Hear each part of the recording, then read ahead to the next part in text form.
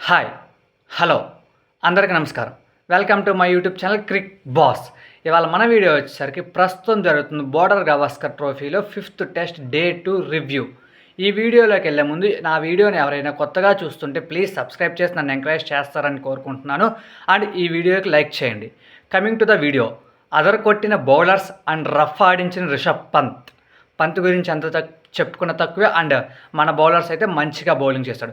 నిన్న ఎక్కడైతే ఏ హీటప్ మూమెంట్లో అడుగు వదిలిపెట్టారో అదే హీట్ని కంటిన్యూ చేస్తే వాళ్ళు డే ఆరంభం చేశారు. డే ఆరంభంలో నుంచి అందరూ 11 సింహాల్లాగా విజృంభిస్తున్నారు బ్యాట్స్మెన్స్ మీద. అంటే యంగ్స్టర్ శామ్ కాన్స్టెన్స్ మీద అందరూ ఏదో ఒక చేస్తూనే ఉన్నారు, ఏదో ఒకటి మాట్లాడుతూనే ఉన్నారు. సో అలా స్టార్టింగ్లోనే లబుషేన్ వికెట్ కోల్పోయింది. ఆ తర్వాత మరో 20 పరుగులు జోడించిన తర్వాత ఒకే ఓవర్లో Siraj, Travis Head and Sam కాన్స్టెన్స్ని ఒకే ఓవర్లో వెనక్కి పంపించాడు. ఆ తర్వాత డెబ్యూటెన్స్ వెబ్స్టర్ గ్రీజ్లోకి వచ్చాడు. వెబ్స్టర్ అండ్ స్టీవ్ స్మిత్ మంచిగా ఆడుతున్నారు, మంచిగా పార్ట్నర్షిప్ చేశారు. 56 పరుగులు పార్ట్నర్షిప్ చేశారు. బాగా ఆడుతున్నారు, మంచిగా ఆడుతున్నారు. అసలు వికెట్ రానివ్వట్లేదు. మంచి కాన్ఫిడెన్స్గా డ్రైవ్స్ అన్నీ ఆడుతున్నారు. అలాంటి టైంలో మనకి వికెట్ అందించడానికి థర్డ్ పేసర్ లేడు అంటే ప్రసిద్ధ్ కృష్ణ అప్పటిదాకా మంచిగా కొట్టిస్తున్నాడు, రన్స్ ఇస్తున్నాడు. థర్డ్ పేసర్ విఫలమయ్యారు, హర్షిత్ రాణాని తీసుకోవాల్సింది అని అనుకుంటున్నారు అందరూ. కానీ అదే టైంలో ప్రసిద్ధ్ కృష్ణ స్టీవ్ స్మిత్ని అవుట్ చేసి మంచి బ్రేక్ త్రూ ఇచ్చాడు. మంచి బ్రేక్ త్రూ ఇచ్చిన వెంటనే అప్పటితో సెషన్ అయిపోయింది. సెషన్ అయిపోయిన తర్వాత మళ్ళీ సెకండ్ సెషన్ స్టార్టింగ్లో జస్ప్రీత్ బుమ్రా ఒక ఓవర్ వేసి వెళ్ళిపోయాడు.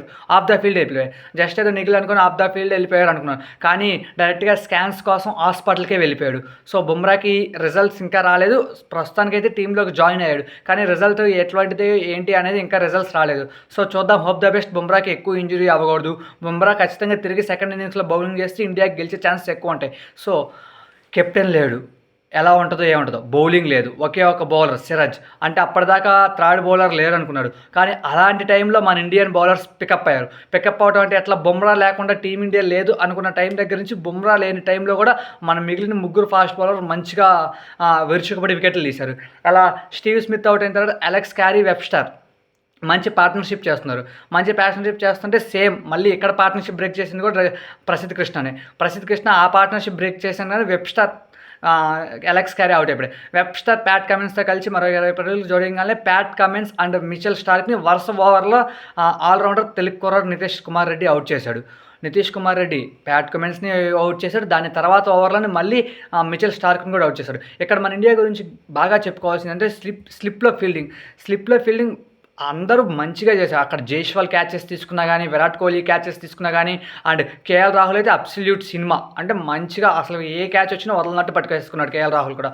సో అలా వెబ్స్టర్ తను 15 పూర్తి చేసుకున్న తర్వాత వెబ్స్టర్ని మళ్ళీ ప్రసిద్ధ్ కృష్ణ అవుట్ చేస్తాడు. తర్వాత లాస్ట్ వికెట్కి 10 పరుగులు జోడించిన 10-15 పరుగులు జోడించిన వెంటనే సిరాజ్ బౌలర్ని అవుట్ చేస్తాడు.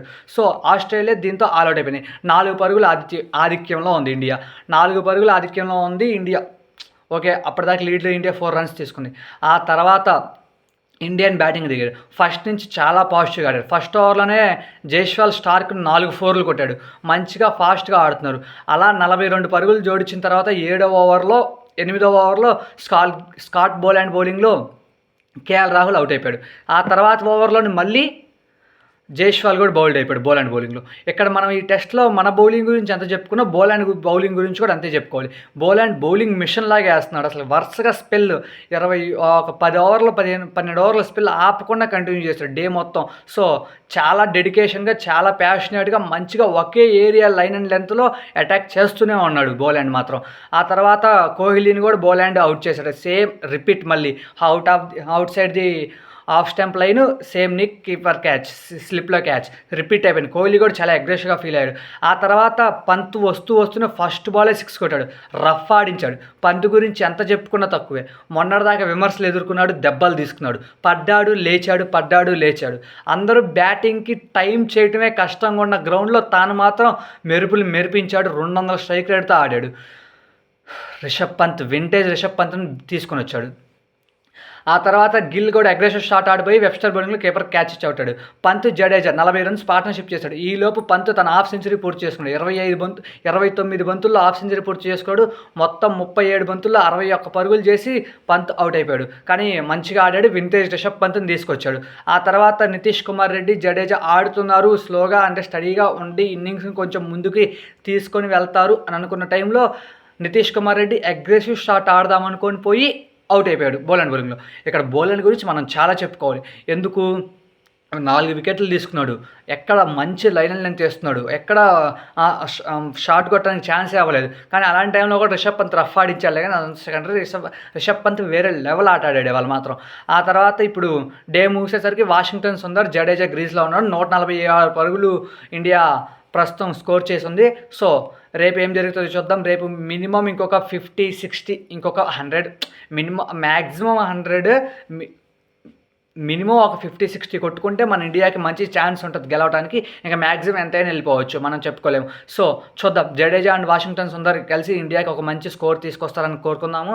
అండ్ వింటేజ్ బుమ్రా మళ్ళీ అంటే బుమ్రా ఖచ్చితంగా మ్యాచ్లో ఆడి ఆ ఇండియాకి మ్యాచ్ గెలిపించాలని కోరుకుందాం. బుమ్రా లేకుండా కొంచెం బౌలింగ్ చేయడం కష్టమే 4th ఇన్నింగ్స్లో.